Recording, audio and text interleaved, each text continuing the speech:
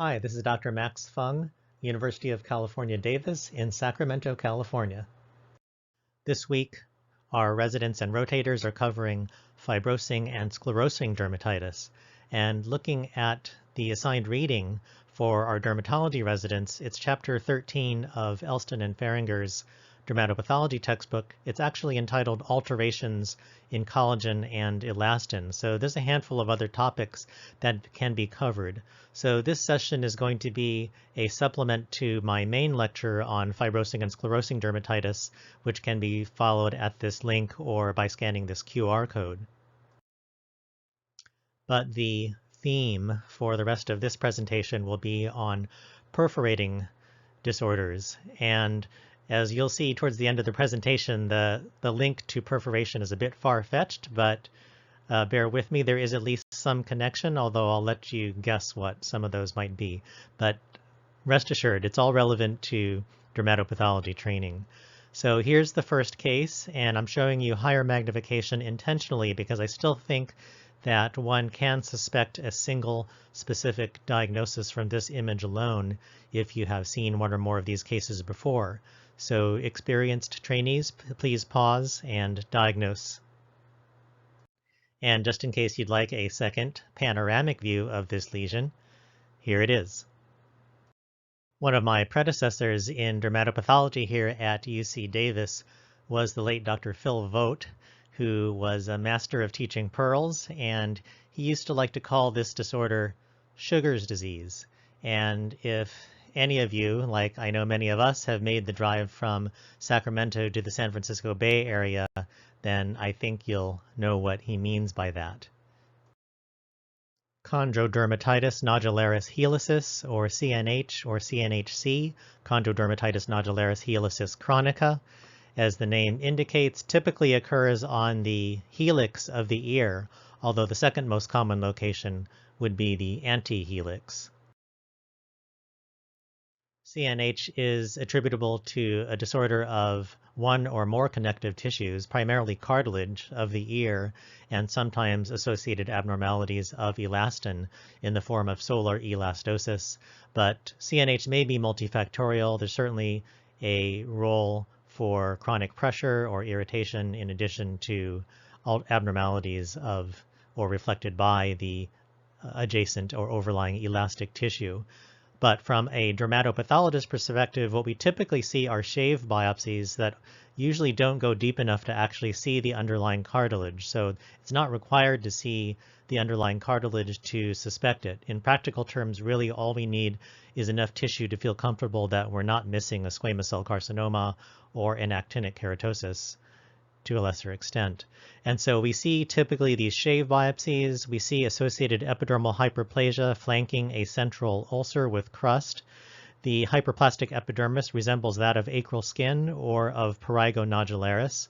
And so we sometimes do see hair follicles on the ear, and so one may see the hairy palm sign associated with prurigo nodularis. So in my simplistic sense, I think of CNH as a prurigo nodularis on the ear.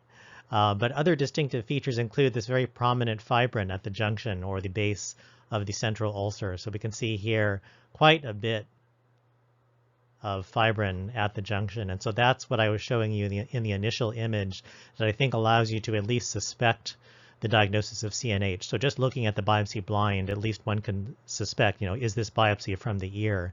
And then if it is, then you're pretty much home free with CNH as the best diagnosis.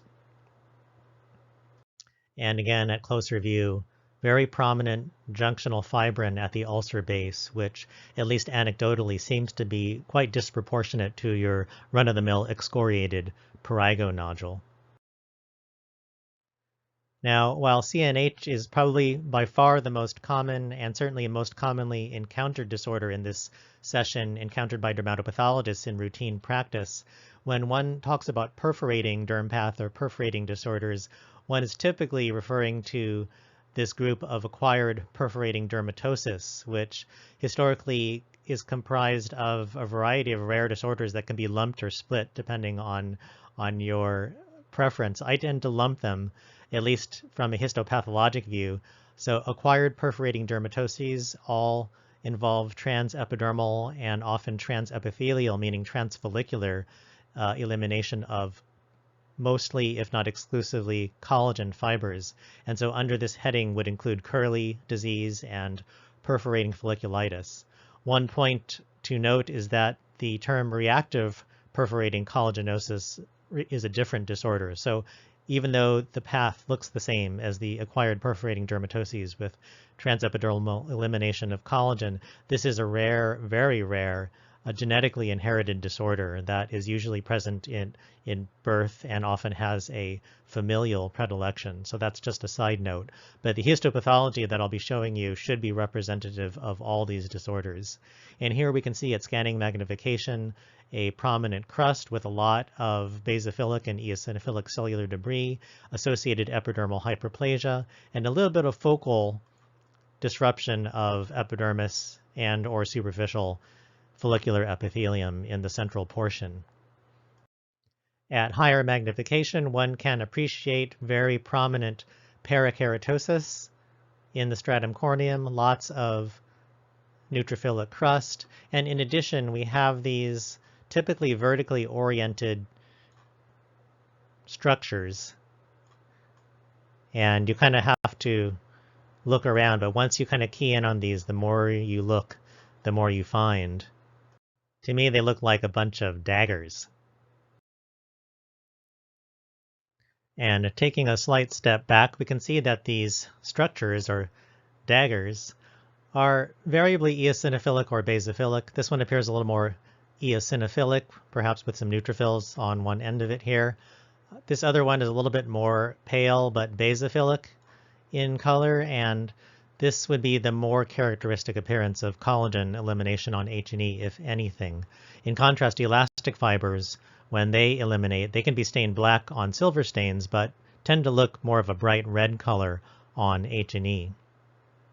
And these daggers can be consistently highlighted by, I would submit, one of the most beautiful histochemical stains in pathology, the Masson trichrome stain, highlighted blue, consistent with collagen. And so this, in the proper clinical context, is diagnostic of transepithelial elimination of collagen in a perforating disorder. Let's move on to the next topic. And this one is perhaps more for the clinicians, experienced dermatologists. Please evaluate and diagnose. This is Elastosis perforans serpiginosa, characterized by clustered or sometimes annular, scaly hyperkeratotic papules on the neck, shown here in a nice case that was written up by one of my former residents, Dr. Jeffrey Newman. Histologically, we can see that, at least at scanning magnification, the appearances are similar, if not identical, to that of an acquired perforating disorder. We can see neutrophilic crust clearly centered within the upper portion of a hair follicle. We have parakeratosis, and associated with that parakeratosis is presumed progressive thinning of the follicular epithelial wall, resulting in a break through which connective tissue fibers can pass. And since we know the diagnosis is EPS in this case, we can presume they should be elastic fibers, but we cannot normally see those on H&E. So one would need special stains to confirm that diagnosis. And here's higher magnification still showing that progressive thinning and break within the follicular epithelium. And if we look at that high power view with a side-by-side comparison on Masson trichrome, we can see that, again, the trichrome stain stains collagen blue. And so we can see that the dermis is blue, as it should be, but we do not see any blue fibers breaking through the follicular epithelium. So this would be negative, at least in this section, for transepithelial elimination of collagen. Whereas if one looks at the von Giesen, which can be an EVG, Elastica von Giesen, or VVG, Verhoef's van Giesen, this is a silver-based stain which stains the elastic fibers black. And we can see that now we can see the black collagen fibers, and they are coursing through the follicular epithelium, consistent with the diagnosis of elastosis perforans serpiginosa. Hair follicles are very focal structures, so I think any practicing dermatopathologist knows that sometimes you need deeper sections to identify the good stuff, and so it's always nice to have at least one very good elastic fiber shown within the epithelium to clinch this diagnosis. But even at the level of H&E, without histochemical stains, I think we can sometimes suspect collagen versus elastin. So remember, with acquired perforating dermatoses, we have that dagger-like appearance with variably basophilic fibers. And with EPS, we have more of a haphazard and kind of clustered aggregate of red-colored fibers, more eosinophilic fibers. And we can see the size and shape of the fibers pretty clearly on H&E as well. So here's a question. Of these two biopsies, which one was taken from a patient who is receiving D-penicillamine therapy?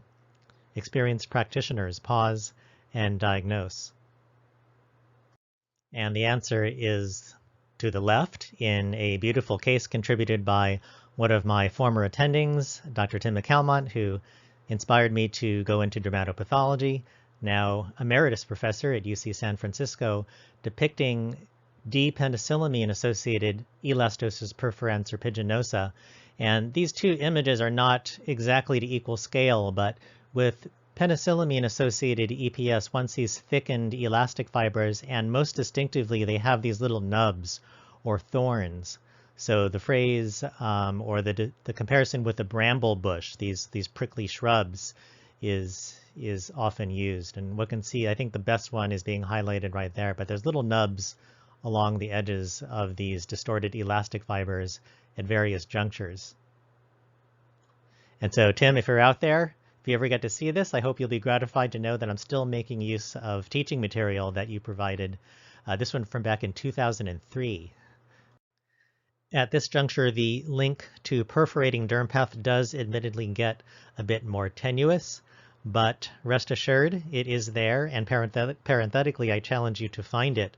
But every topic is covered under the broad heading of alterations in collagen and elastin. And so we'll look at chronic GvHD, which can be divided into lichenoid and sclerodermoid subsets, both clinically and histologically. Now, this also can be classified as interface dermatitis, so if you're interested in reviewing my lecture on interface dermatitis, here's the link and the QR code that would confirm that graft versus host disease in both acute and chronic stages is characterized by the hallmark of interface dermatitis, whether it be prominent or sparse. So in this example of chronic sclerodermoid GvHD, we can still see apoptotic or necrotic single keratinocytes, both at the dermal epidermal junction and epithelial dermal junction, affecting follicular and adnexal epithelium. But in addition, we see dermal sclerosis, which, as has been defined in the fibrosing and sclerosing lecture, as increased collagen, but a relative decrease in the number of bland spindle cell nuclei, mostly fibroblasts, as would be expected in, for example, a scar. So here we see a lot of eosinophilic collagen, thickened collagen fibers, but relatively few fibroblasts. And here's another example of chronic sclerodermoid GvHD. One can see clinically the bound down appearance to the plaques on the upper arm in this case. And at scanning magnification of the punch biopsy, we can't really see the interface dermatitis. Rest assured it's there. I'll show you in the subsequent image. But what we can appreciate at scanning magnification is the sclerosis that, in this section at least, is limited to the deep dermis and even superficial subcutis. So we have increased collagen in a patient with severely solar elastotic skin, with the presence of sclerosis confirmed at high magnification, so thickened collagen fibers and relatively sparse fibroblasts relative to a typical scar. And this case also happens to have the line sign, which is a reflection of sclerosis centered in the deep dermis abutting subcutis, most commonly encountered in morphia, but also other sclerosing disorders such as chronic sclerodermoid GvHD. Looking at the atrophic epidermis, one can see only subtle evidence of vacuolar interface change, rare single necrotic or apoptotic keratinocytes, and additionally, and uniquely in this case, larger more pale eosinophilic globules associated with melanophages. So this is an unusual example of chronic GvHD with secondary cutaneous amyloid as an additional finding, also described by Dr. Timothy McCalmont and colleagues at UCSF. And so if that, now in the upper of the two images, is a typical example of cutaneous amyloid, what is the eosinophilic material in the upper dermis in the lower image? Experienced trainees, pause and diagnose. Actually, I think I'm going to leave the answer to that one for our following discussion or comments, and instead pose a second image to you, the one now on top. Trainees, please diagnose. Ochronosis, the pathognomonic ochre-colored discoloration of collagen fibers in the upper dermis, attributable to topical application of hydroquinone in the vast majority of cases. And in this final slide, I'll show you two additional cases of exogenous ochronosis attributable to chronic application of the bleaching cream hydroquinone. And I'd like to thank Dr. Amir Korbani, one of my former residents and now professor at UCSF, who published this case series and review, reminding me about the endogenous ochronosis known as alkaptonuria.